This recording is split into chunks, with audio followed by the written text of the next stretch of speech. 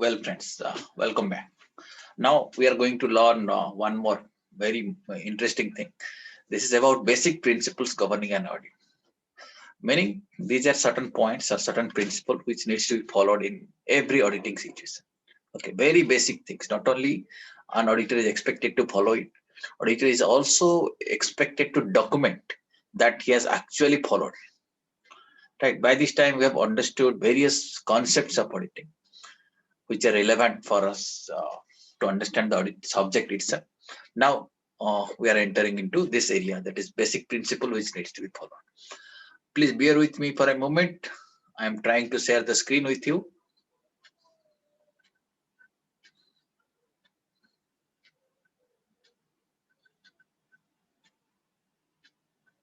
Are you able to see the screen? Yes, sir. Okay. As you can see, in fact, we are going to learn 9 basic principles. So one by one, we'll be covering it. I request some of you, please read the number 1. What is the first one?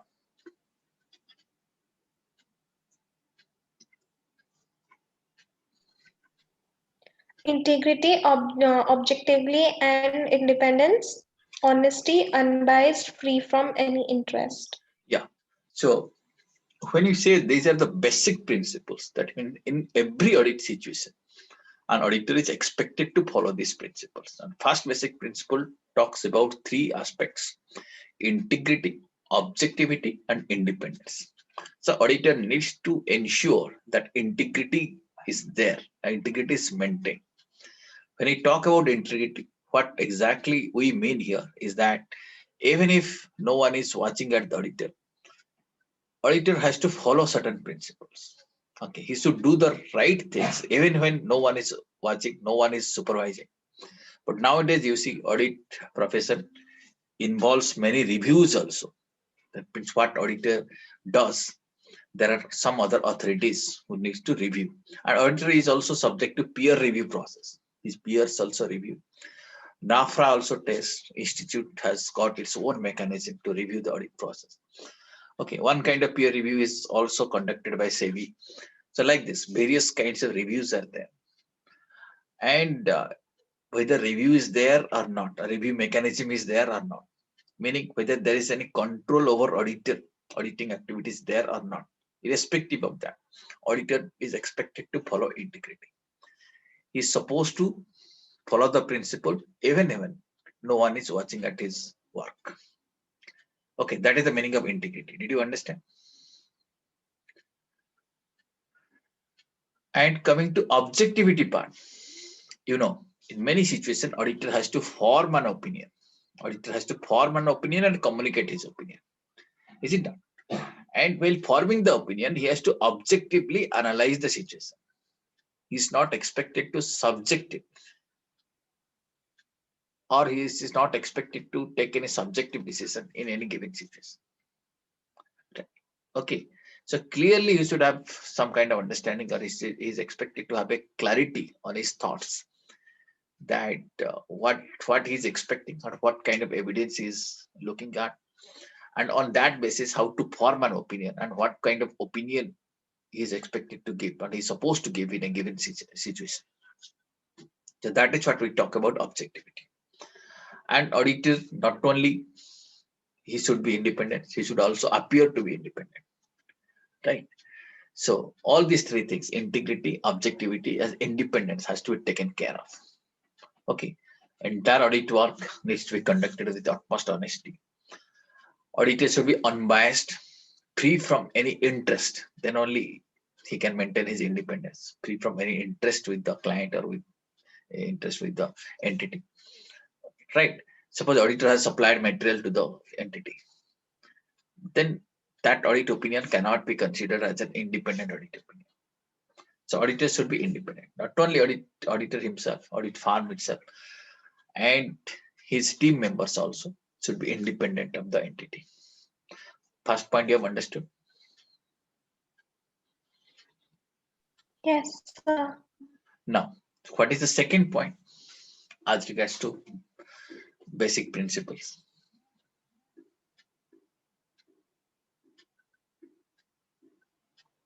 Point number 2. Con- Confidentiality, So, not to disclose without specific authority okay, let us unless there is a legal or professional duty to disclose. right. So second point talks about confidentiality. In any audit assignment, confidentiality needs to be maintained. That means he's not supposed to disclose anything without authority of the client. Without authority means with specific authority. Let us say some of the client's data needs to be disclosed, or auditor wants to disclose something. It needs to disclose it with specific authority of the client. That is not with the general authority. Confidentiality needs to be maintained. During the course of audit, as you know, auditor might be dealing with various confidential data of the client. Auditor has access to all the books of accounts, accounting, and also non-accounting records are also accessible to the auditors. Board minutes are accessible to the auditor. Auditor has access to the various decisions that the entity has taken or is going to take. So therefore, confidentiality needs to be maintained. With client's authority, auditor can disclose something. That is one situation with client's authority. Second situation is that when there is a legal obligation, let us say court asks the auditor to produce something, or there is a professional duty, then auditor can disclose. Now you can understand that only three situations where auditor can disclose confidential information. Can you say what are these three situations? Situation 1, 2, 3.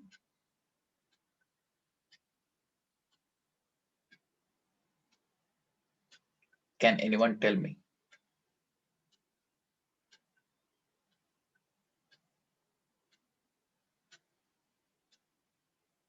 Anyone?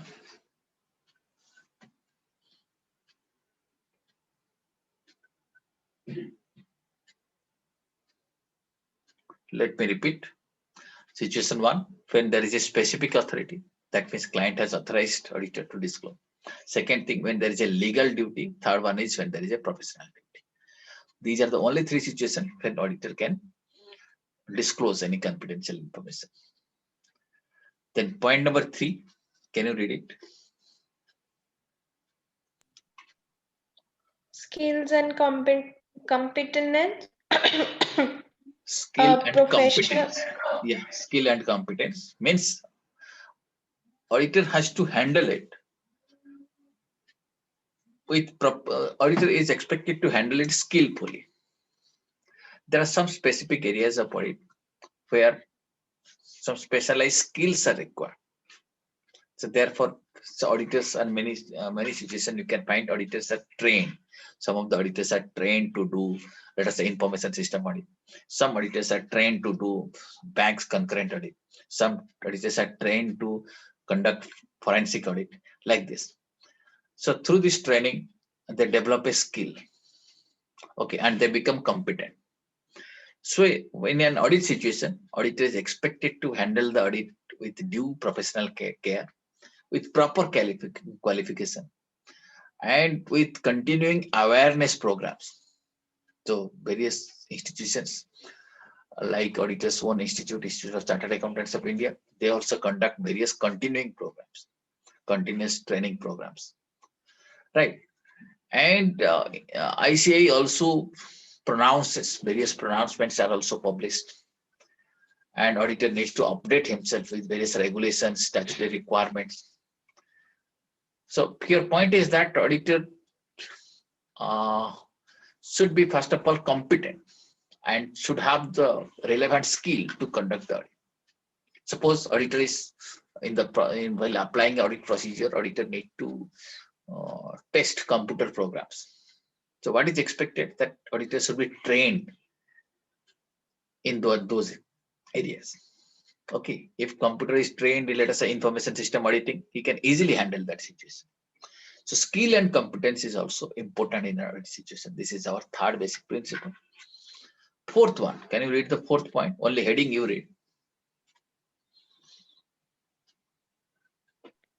Work performed by others. So you see, in many audit situations, what happens? Some of the workers are performed by others.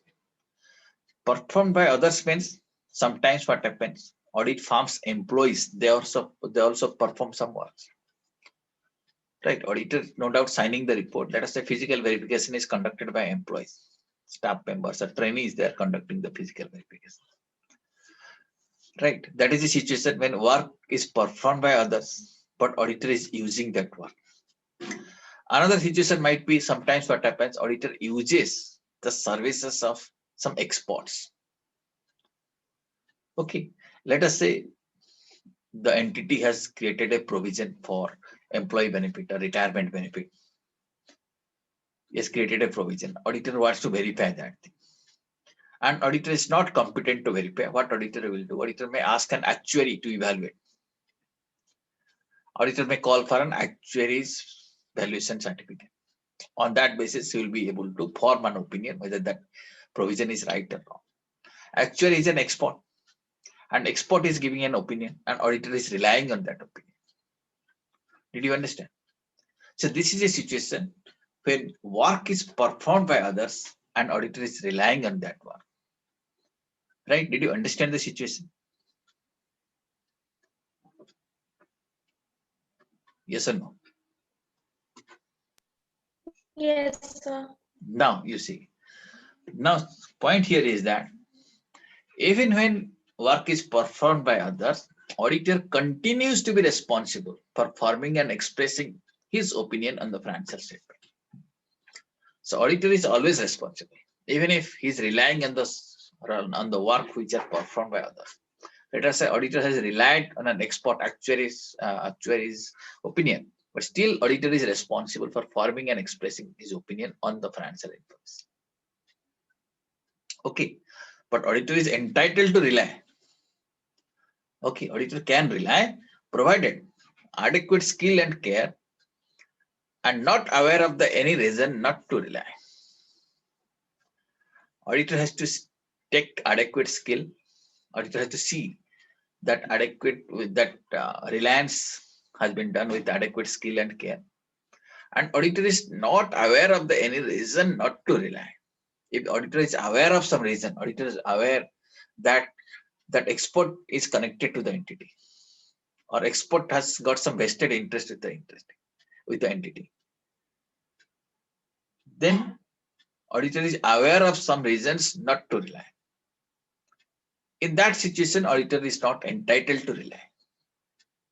But if that situation is not there and auditor is not aware of any reason not to rely, and the expert has done the work with proper skill and care, and auditor has also taken proper skill and care, if that is the situation, then auditor is fully entitled to rely on the work of others.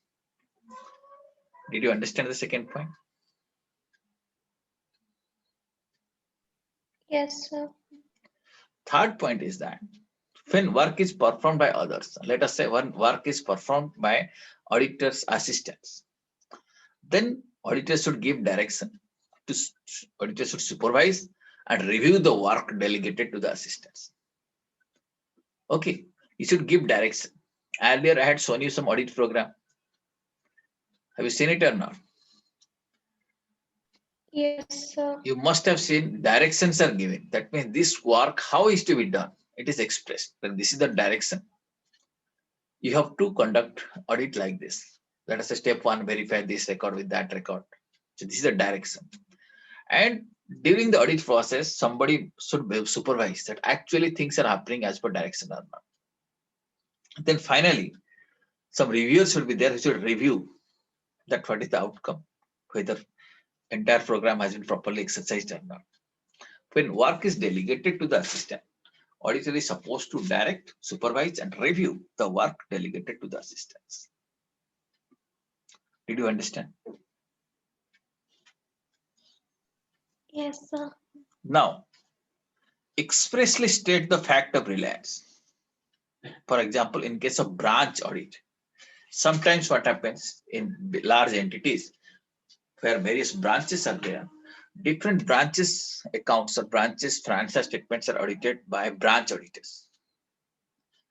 Okay, auditor audits the central statutory auditors audits the consolidated financial statement, but the branch auditors, they audit the financial statement of relevant branch. in that situation, what happens? The main auditor, right, or the central auditor, he relies on the branch audit report. Are you getting? He relies Yes, on the sir. branch audit report. Let us say you take an example of State Bank of Audit, State Bank of India. Okay, there are a group of auditors who are called as the central statutory auditor. They'll be finally signing the bank's balance sheet. But SBI has got various branches, is it not? And most of their branches are audited by branch auditors. So branch auditors audit the branch. They give the audit report, and the central auditor what they do, they consolidate their opinions. All the branch auditors' opinions are consolidated, and finally, one opinion is given. That means finally one consolidated audit report is issued. Did you understand? So that thing happens in case of branch audit. Okay. Did you understand the process? Yes, sir. In that situation, what is happening? Auditor is relying on the branch auditor's opinion or not? Auditor is relying. Is it not? Yes, sir. In that situation, what will happen? When auditor relies, auditor is expected to expressly state the fact of reliance. Auditor should clearly state that we have relied on the branch auditor's report.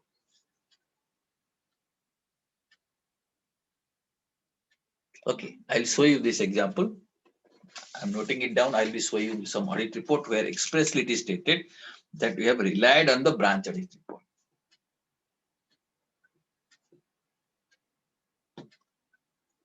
Okay.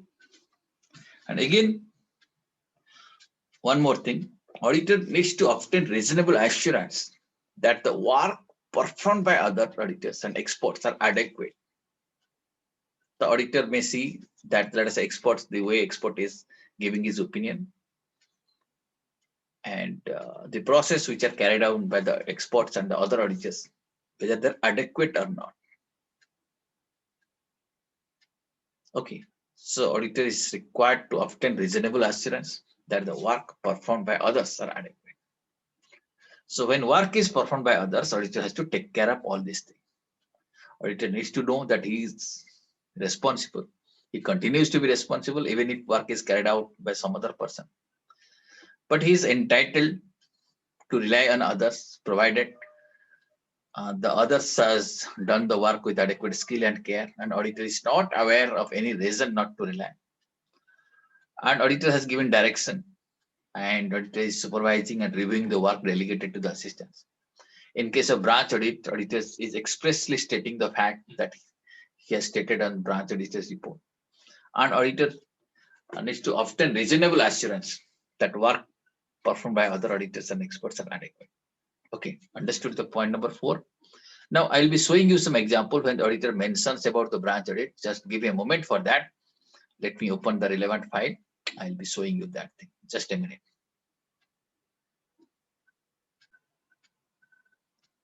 Yeah, I'm just sharing the screen with you. Yeah, this is sample branch audit report. Sample audit report of a bank. Are you seeing a Word file now? Yes, sir. Okay. So this is a particular bank's audit reports issued by a central auditor. You see the language of this thing. You see, we have audited the attached balance sheet of Sundargarh District Central Cooperative Bank Limited, Sundargarh, on this date, right, for the year ended so and so. You see, we have incorporated returns of 15 branches and head office. That means various branches have sent their returns. On that basis, these audits are conducted. Here, that means these 15 branches has not been audited by this auditor, but auditor, on the basis of returns received from those branches, auditor has finalized his opinion. Okay. Report on financial statement, management's responsibility, auditor's responsibility, all these things are shared. Basis for qualified opinion. Then finally, opinion is given. Emphasis of matter. Okay, that report ends here. So this is just an example how reports are sent. how reports are written, but here is a mention that return from other branches are incorporated. So you can also see any other bank's report. You can download the financial statement, download the annual report of any bank, and you can read the audit report, which you can easily found in any bank's annual report. You'll be definitely find it in the audit report. The central auditors must have mentioned that they have relied on certain branch auditors. Okay, you can try yourself. Okay, go to the website of State Bank of India, download their annual report, you can find it. Or from any bank, you can find out. Right, that is a requirement of basic, that is as a basic principle, the auditor needs to express that he has relied on the audit report which are sent by various branches. Okay, now I'm going to share the screen with you again. We'll continue from that point. Understood this point? Work performed by others. Next point is about documentation. Documentation means auditor has to maintain certain records. Some evidence needs to be maintained that audit has been carried out in accordance with these basic principles. That means all these are basic principles: integrity, objectivity, independence, confidentiality, skill, and competence. Work performed by others. And all these things has to be documented. Sufficient documents should be there to prove that audit has actually been carried out by following basic principles governing an audit. Next principle is about planning. Okay, and you have already seen some audit program. You have seen that it is a detailed plan. So to conduct an effective audit and in an efficient and timely manner, it is essential to plan it properly. And planning is possible, or planning can need to happen on the basis of knowledge of client's business. So first thing what is expected of auditor is to acquire knowledge about the client's business. Right, when we are talking about the planning, plan should cover all these things. A, acquiring knowledge of client's accounting system, policies, and internal control. So first step, what auditor is going to do, acquire knowledge of the client's accounting system. Auditor needs to understand how accounting is done by the client. Step by step, you need to see how transactions are originating, what are the documents created, how they are fed into the system, what are the outputs of the system. So auditor needs to acquire that knowledge. And what kind of internal controls are there? What are the checkpoints he needs to know?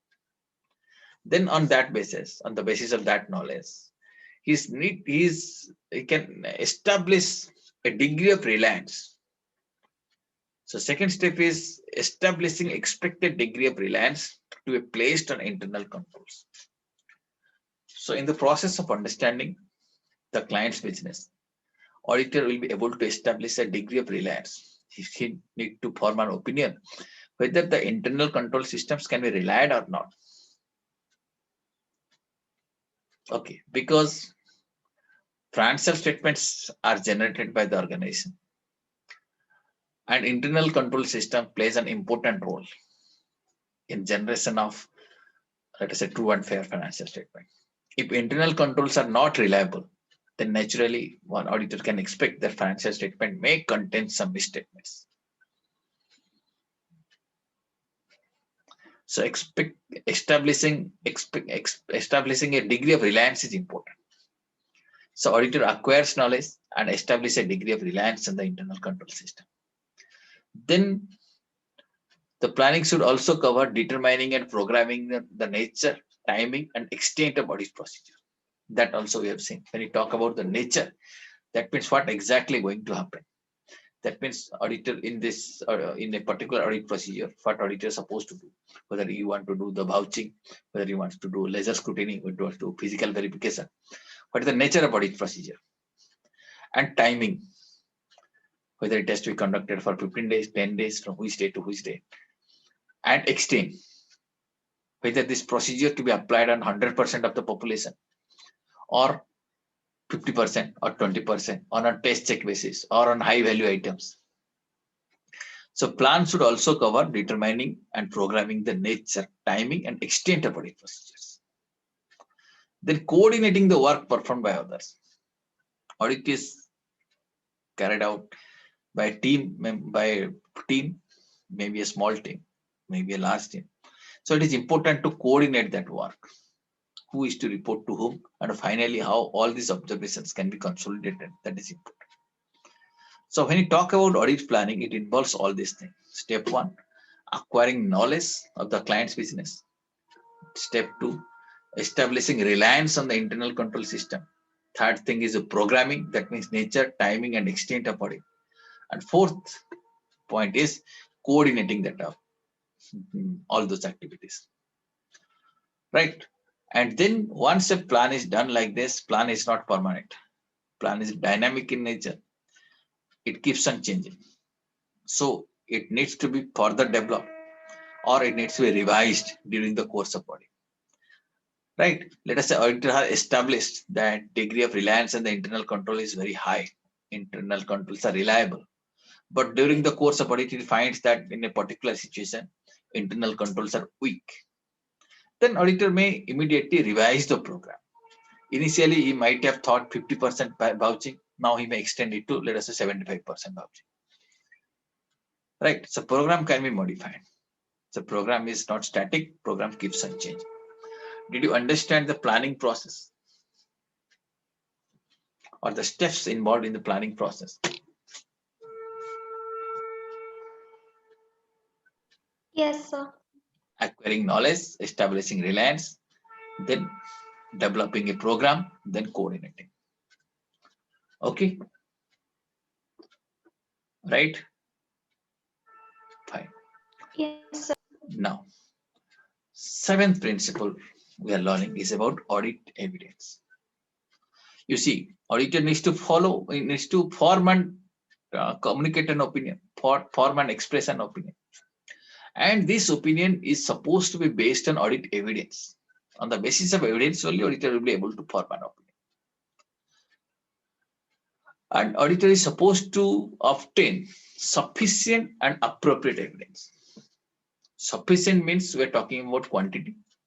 Suppose auditor is expressing an opinion on the revenue, that is on sales. So there should be sufficient evidence that the sales figures are correct. Then appropriateness talks about the quality. So qualitative evidence should be there. All the evidence, if they're internal or organization generated evidences, that may not be qualitative evidence. If there is some external evidence, that quality wise that is better. Okay. So sufficient and appropriate evidence needs to be collected. Okay. How auditor will be able to collect sufficient appropriate evidence? Through performance of compliance and substantive procedures. Here audit procedure comes into picture.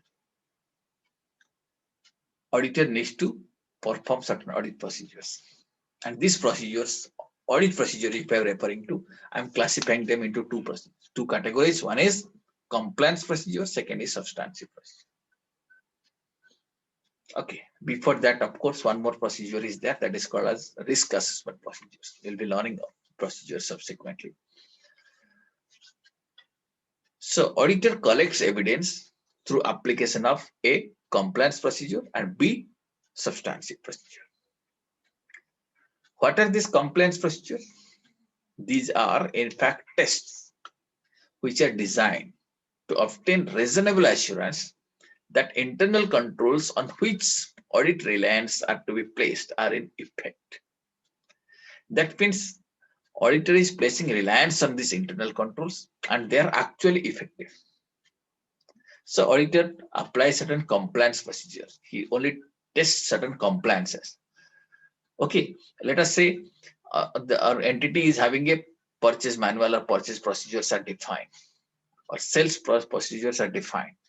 Auditor tests whether these procedures are complied with or not.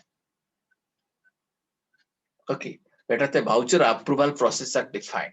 This is how a voucher can be approved. It is their internal control. And auditor tests whether they're actually complied or not.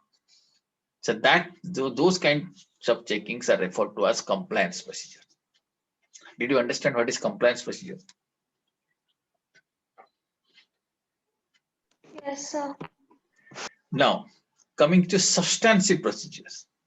Substantive procedures are designed to obtain evidence as to the evidence as to the completeness, accuracy, and validity of the data produced by accounting system. Accounting system gives you financial statements. Accounting system gives you trial balance. Accounting system gives you various ledgers. Whether they are complete, accurate, and their transactions which are reflected there are valid. So auditor applies certain substantive procedure to test that the transactions and balances are complete in all respect, they're accurate and they're valid. Then how auditor can test that thing and what kind of procedure he'll be applying? Broadly, we'll be calling it as substantive procedure. It has got two elements to it. One is test of details of transactions and balances. So transaction details and balances need to be verified. Then auditor can also do significant ratio analysis, trend analysis, and auditor may try to find out unusual fluctuations and unusual items. So through scrutinizing, through the process of scrutiny, auditor can find out unusual fluctuation, unusual items. Auditor can himself compute significant ratios and find out the trends if there is an abnormality. That will help the auditor to verify whether transactions are complete, accurate, valid or not, or transactions can be verified in detail. So I told you two things. Coming to audit evidence, both elements are important. One is sufficiency, second is appropriateness. Right? And auditor follows broadly two procedures or two audit procedures. One is compliance procedure. Here what happens? Internal controls are tested, whether they are ineffective or not. Then substantive procedure. So they are followed to test the completeness, accuracy, and validity of the transactions and the balances. This particular chart will be expressing you how audit evidences are collected. Right? Evidences are collected through audit procedures. But before coming to audit procedure, there is one more procedure that is called as the risk assessment procedures, which we'll be learning subsequently. So what happens? Auditor assesses the risk first. After that, only auditor decides what kind of audit procedure needs to be applied. If risk is very high, then audit procedures may be extensive. If risk is low, auditor may apply relatively less audit procedures. Okay, and audit procedures includes two things. One is compliance procedures that test that internal controls are actually in effect. Then substantive procedure to test the completeness, accuracy, and validity of data. And substantive procedures can be of two types or two categories you can classify. One is test of details, second is analytical procedures. Under analytical procedure, we include the ratio analysis and trend analysis, etc. On test of details, we include two things. One is test of transaction, second is test of balances. Transaction means those items which are in fact reflected in the statement of profit and loss. So through vouching, this can be tested. Balances are generally reflected in the balance sheet. So through verification, that can be tested, or their validity can be verified through verification. For example, cash in hand can be verified physically. Debtor balance can be verified through confirmation. But test of transaction, sales can be verified through vouching. Purchases can be verified through vouching. Okay, salary paid through vouching, you can test the transactions.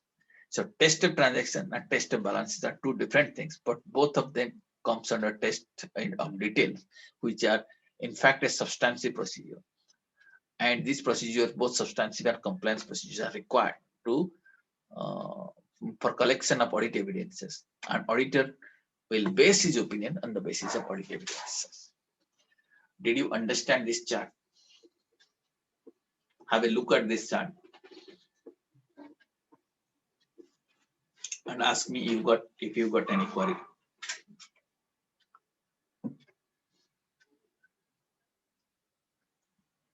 Are you able to understand?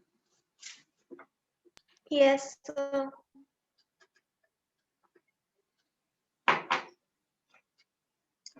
Suppose you will be asked to design an audit program, keeping in mind some compliance procedures, some substantive procedure, and test of transaction, test of balances. So you should be able to develop an audit program. That program should help you to gather some audit evidences on the basis of which you'll be able to form an opinion. Okay. And when you talk about audit program, then again, if you're coming to the planning, it should include the nature, timing, and extent of audit procedures. Okay. Did you understand nature, timing, and extent of audit procedure? And those procedures I'm explaining you here. Okay.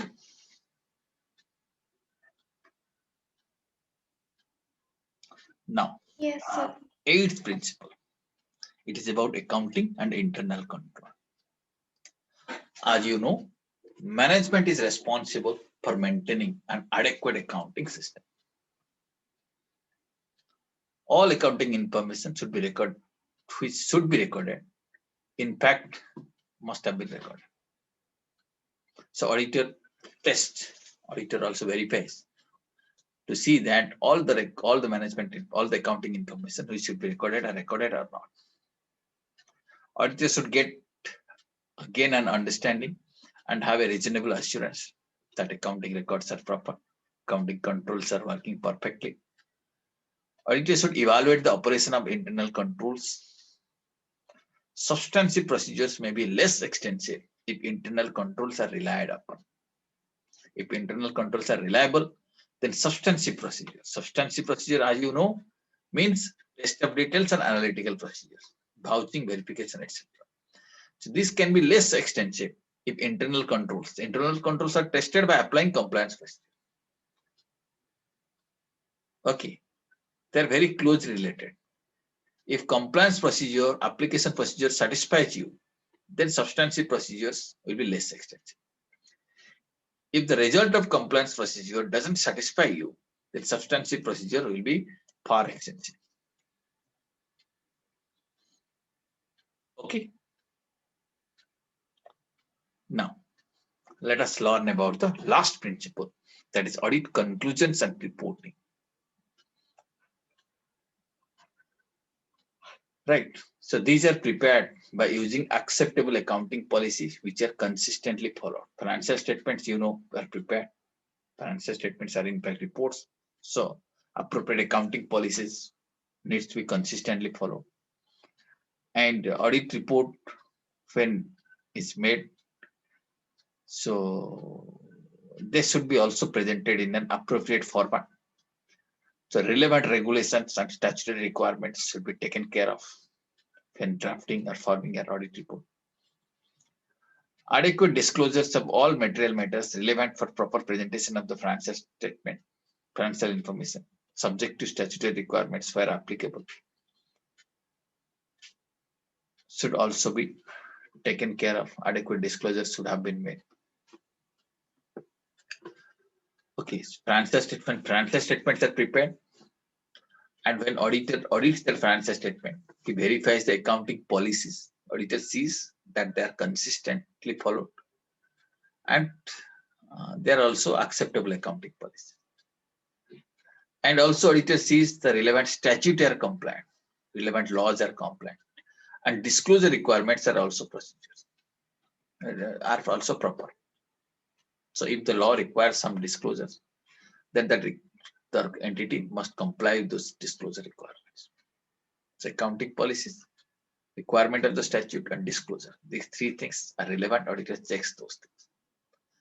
Then coming to reporting part, how auditors should write a report. First of all, auditors should see that report should contain a clear written opinion on financial information. There should be clarity. And it should be presented in the form and content as required under a statute. Suppose law requires that audit report needs to be presented in a particular format. Auditor is supposed to present that report in that particular format. The form or content should be perfect. Then an unqualified opinion indicates auditor's satisfaction of all material respect. So unqualified opinion means clean opinion. Before some time, I was showing you one audit report that was a qualified opinion. Here, auditor writes the basis of qualification. On that basis, he has qualified. In unqualified audit report means auditor is satisfied. So an unqualified opinion indicates auditor's satisfaction on all material aspects. And when the qualified report is issued or adverse report is issued, a disclaimer opinion may be given, or reservation opinion if is given, then the reasons must be stated.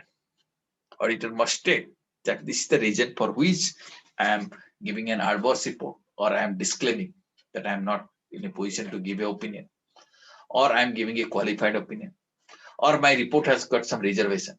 Only for this purpose, this report is issued. So if these things are given, auditor must give the reasoning for that. Okay, did you understand this? Yes, sir. 9 basic principles. Let me summarize. First of all, we talk about this thing. First one, integrity, objectivity, and independence. Right, this principle needs to be maintained. Confidentiality needs to be maintained. But 3 exceptions are there: specific authority, legal requirement, and professional requirement. Skill of competence is also important. When work is performed by others, auditor is supposed to follow certain specific principle. In case of branch audit, he has to give a disclosure that he has relied upon branch audit. And when work is performed by others, he has to exercise reasonable skill and care. And when work is delegated to assistants, he needs to direct, supervise, and review their work. Like this, so these principles needs to follow. Documentation is important. Auditor needs to document that the audit has been conducted in accordance with the basic principles. Planning is very important.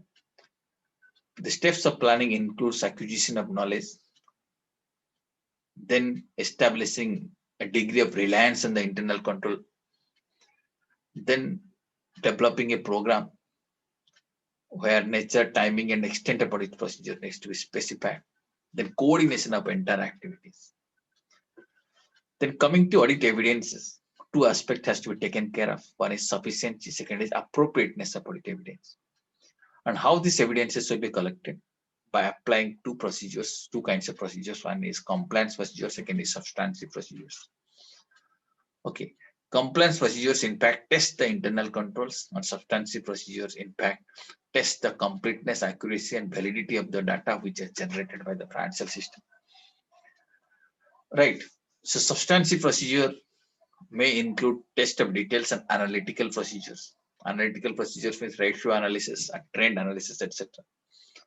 Test of details includes test of transaction or test of balances. Transactions are tested through vouching process, and test of balances are done through verification procedures. Okay, then accounting system and internal controls are to be reviewed by the auditor.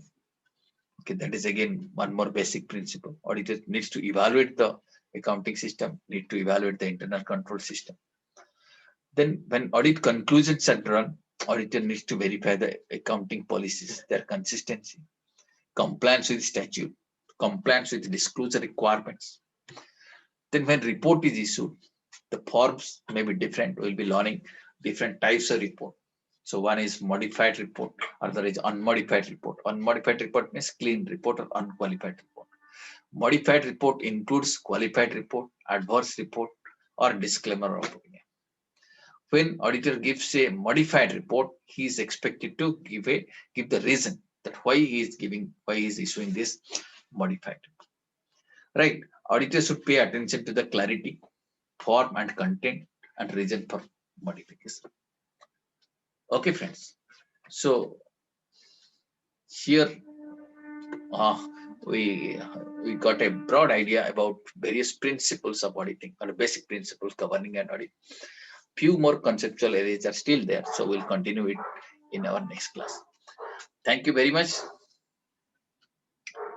Now, do you have any query?